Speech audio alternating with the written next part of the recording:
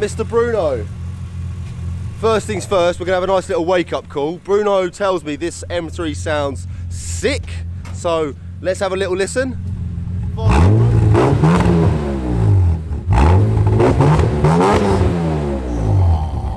This car is actually going to be supercharged. Bruno's just done a full engine rebuild on this. Bruno's promised me once this supercharged M3 is finished, we're going to get a cheeky little review. So something to look forward to on the channel. Run me through all the sort of info on this car, B. Yeah, this we built it before to be supercharged. Now we built the engine. It's less compression ratio than standard. Still at 10, so still has the drivability. Yeah, it's not super laggy. Exactly. It will take the 13-14 psi of boost off the supercharger quite well. Yeah. Without having any issues. Forged rods, ACL, bearings, ARP bolts. At the moment it's running still NA because we're running the engine in. I want to make sure everything is perfect and tight before you start boosting it, yeah. Yeah, so it's still running on the standard ECU, but we got a standalone ECU to fit on it, so it runs the supercharger on a better manner because standard ECU proved to be a bit complicated to map. What, and who's going to map it?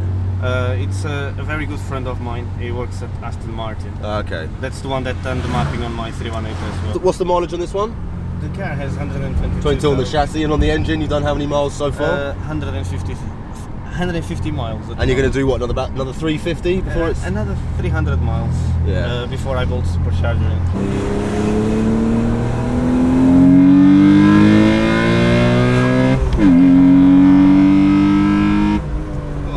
Good, man.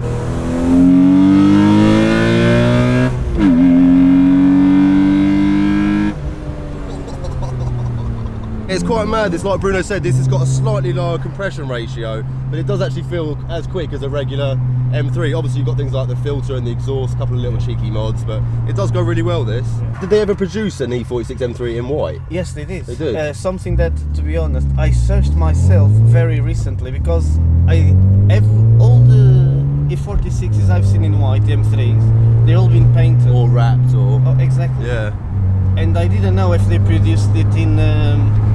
like an original factory white, yeah. And I went to check the colours that were available when you buy them, and actually there was Alpina white. Alpina, yeah, or Alpine, or whatever they call it, yeah, Alpine white, yeah. When did these M3s come out? 2002? 2002, yeah. Did you think back in 2002, white really wasn't a very popular colour back then? No, it wasn't. Obviously now, as time gone by, white's become really popular, but I guess they didn't really make or sell many ones in white. No, I haven't seen one. You know, I work in Lozzy. A lot of BMWs, yeah. And I never seen one that was genuinely white. Yeah, crazy. It's like the first one that came. I'll be impressed because all the white ones I worked on, I worked in a lot of white M3s, but all of them been sprayed white. Or not original colours. Exactly. Yeah. Hopefully Bruno will be done with this in the next sort of month or so. So yeah, when he's done, he'll have a chat with the chap that owns it, and we'll see if we can bring you guys a pretty sick review. Big up Mr. B, man. Much love, brother.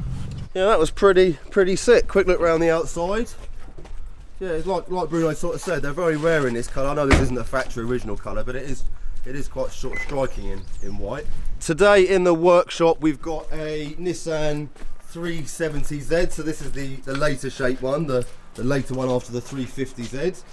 We're doing a full service on this one, so we shall crack on in a little minute and bring the car in. Michelle, Terry, beautiful.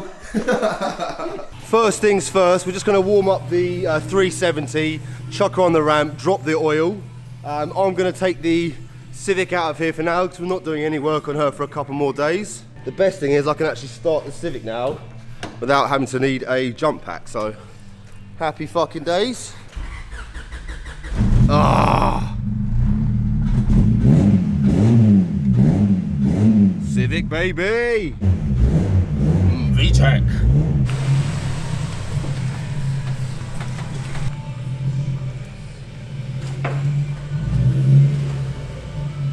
.370Z's just in for a service and a basic check over. He just wants to make sure everything's mechanically sound because he does want to keep the car for quite a bit of time, you know, just make sure everything's good on it. Yeah. Whatever needs to, and we can kind of let him know and decide whether he wants to get it done. Cool, so you do like oil filter, air filter?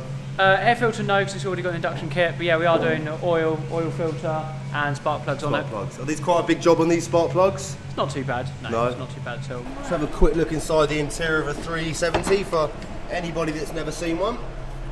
quite tidy actually. It's quite a nice sort of cockpit inside. That's all the gauges and all the clusters. You can see it's only done 16,000 miles, so it's pretty low mileage. Quick look under the engine bay. Obviously these are running the VQ, was it VQ37, isn't it? Yeah, and the VQ35 was from the 350, yeah. They sound really nice. This has got an exhaust system on it. It does sound really nice when it's on throttle. Yeah.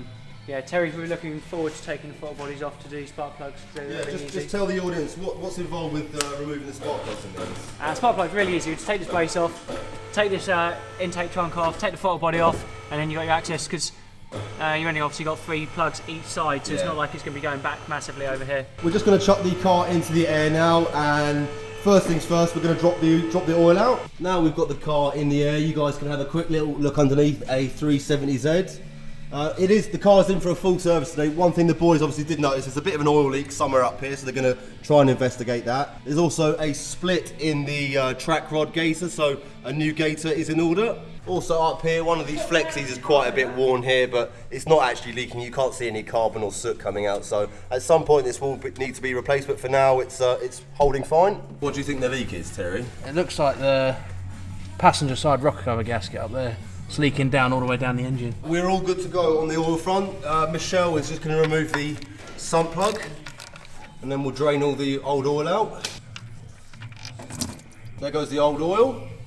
Nice and black, soon to be replaced with some gorgeous, gloopy, golden new stuff. Mikey's now drained out all the oil. Next up is just removing the oil filter, which is just up there.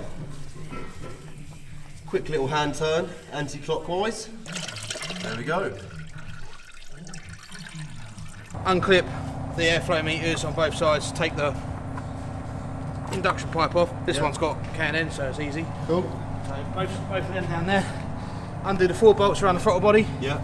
Remove the throttle body out of the way. Yeah. And there's your coil packs there. 1, 2, 3, 1, 2, 3, both sides. Perfect. And obviously you've got the throttle body on both sides. So Check them on both sides. undo the 4 Allen key bolts. It's 4mm. Cool. And then and then you can get to them nice and easy like that.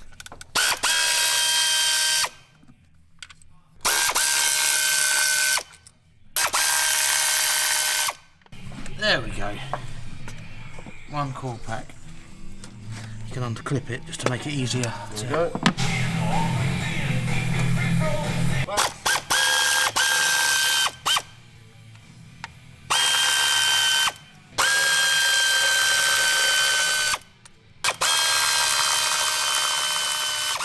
Terry's got specific spark plug sockets. Just show them the inside of the socket so they can see the rubber boot. If you guys look in there, it's got a little rubber boot you can see, which actually holds the spark plug once you've undone it and brings it up. There we go. 1 spark plug. What's the rule of thumb for putting plugs in, Terry? Normally you nip them up and then like quarter turn. Quarter turn. They don't need to be tight. People, that's when they get broken. Yeah. So you've got a little crush washer on there that that seals it anyway. But that's the thing, people normally do them up way too tight and they just don't need to be done that tight. Right, comes the 3rd plug. Right, number 4.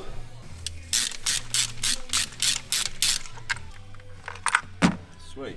In the meantime, while we're waiting for the oil filter and the spark plugs to arrive, Terry's been around the whole car. He's checked all the condition of the tyres just to make sure they're all above board. He's checked the brake discs, the brake pads, which all seem fine. Then you're going to do the fluids, check all the fluid levels. Cool.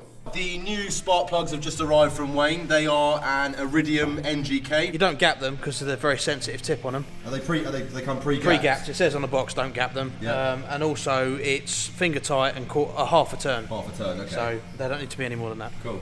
So Terry just puts the spark plug on the end of the rubber boot, gently lowers it in, and then like he said, finger tight until you sort of feel the washer crush, or start to crush.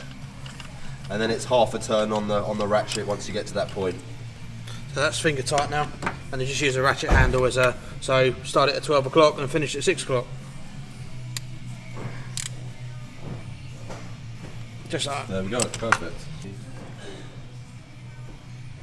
Terry's now chucked all 6 brand new Iridium spark plugs in. Now it's just a case of refitting all the core packs. All the core packs have now been put back in, exactly the same on this side. Terry's actually connected up the throttle body on this side. Now he's going to do exactly the same over here.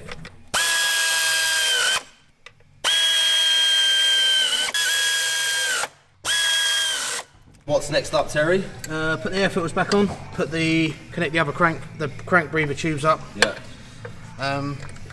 Yeah, that's pretty much it. Right, there goes one of the intakes.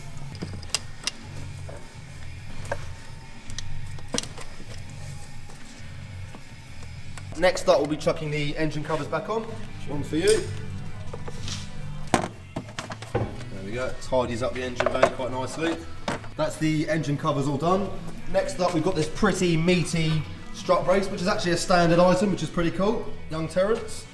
Things like the oil leak, Terry, which you suspect is a rocker cover gasket. Is that sort of, are you just advising the customer for now? Just advise the customer, otherwise the cost can get out of control. Yeah. The last thing we want to do is shock someone with a big bill. So we just say, this is what it needs doing.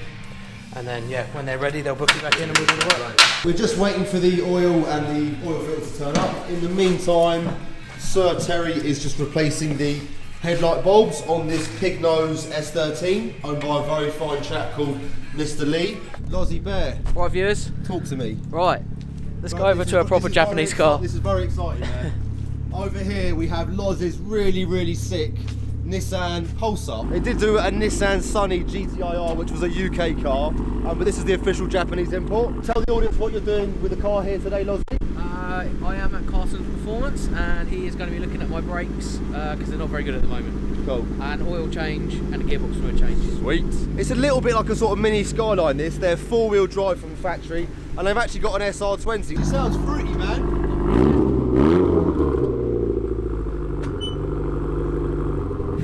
Pulsar.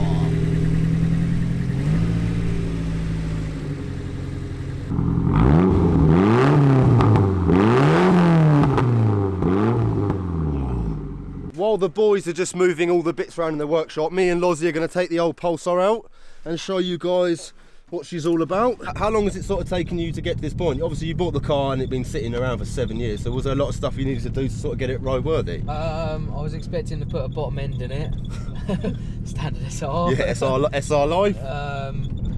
But when we fired it up, the engine was really sound, which I was quite surprised about. Yeah. No knocks, no smoke. It's in fact it is as it is. Yeah. The only modifications this car's really had is the front-mounted intercooler. Yeah. Because originally these came with a top mount. They did, yeah. Hence the bonnet vents. The interwarmer. Interwarmer, yeah. And an exhaust system. Yeah, Mongoose exhaust. Decat. Yeah, decanted Decat. as well. Savage 5-inch tip. Very big. Yeah. Good for fisting. If you look down here, Lozzy's also got a Gizmo boost controller. She's running about 0.7 bar at the moment, which is about 9 psi or something. Yeah, just around about that. Yeah. something like that. They're very rare, these cars as well. I mean, I don't know how many numbers are still on the road today, but I wouldn't imagine there was many. No, they've done a register of them a while back, just before Christmas. They reckon about 250 to 300 over here at the moment. Really left on, actually physically on the road. Yeah. Crazy. That sounds sick, man.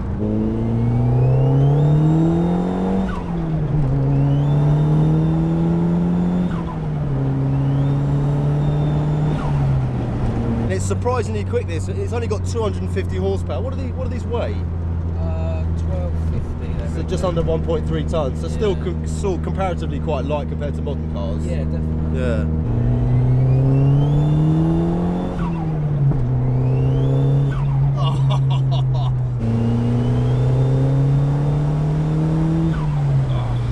Lozzy's feeling very kind as well, and he's going to let Monkey drive his first ever Pulsar on the condition that no John comes out to play. No four-wheel duggets, Yeah, because will break. yeah, no four-wheel drive duggets because it might fall apart. I will chuck the camera over to meet the new Monkey London. That's for you, sir. Thank you very much. Excellent cameraman. Hi, viewers. Here we go, Monkey's first time driving a Pulsar. Throttle response feels very crisp, doesn't it? Yeah, it's cables.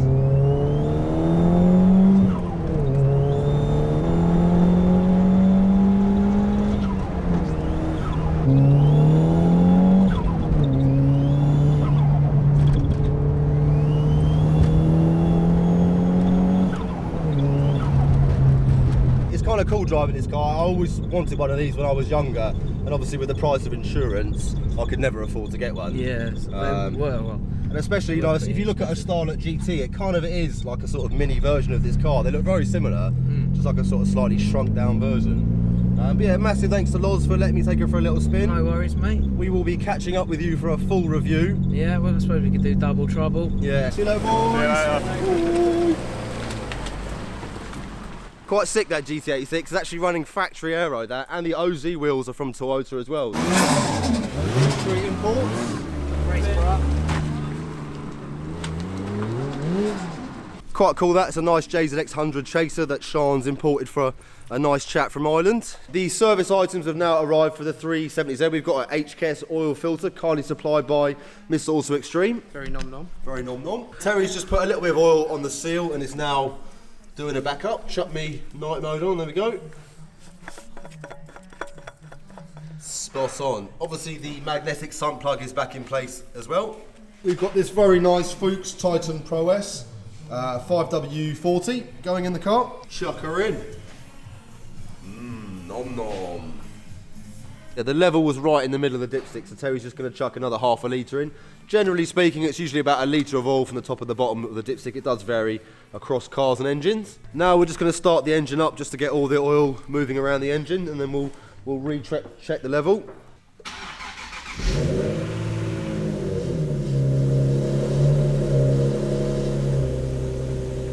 As you look on the dash, you've got no oil lights. Always very important when you change your oil, just to make sure you've got no oil pressure lights, just to make sure the car's got adequate oil pressure. See, you can see now it's gone down a little bit. Drunk quite a bit, actually. Bottom. Yeah. So I think we probably need another half a litre by the looks of that. Probably maybe one more. Yeah. Got another half litre of Pro S going in now. It's looking, needs just a tiny little blip more, doesn't it? Yeah. Very close though. I'd say another 0.2 litre. Something like that, yeah. Here comes the last little drop, and then we should be good to go on the oil change. That is the 370, all good to go. There are a few bits that the boys have noted. They're going to get in contact with the customer and let him know. And I think he's going to come back at a later point to do a short shifter, so they'll probably remedy the other little issues when the car comes back.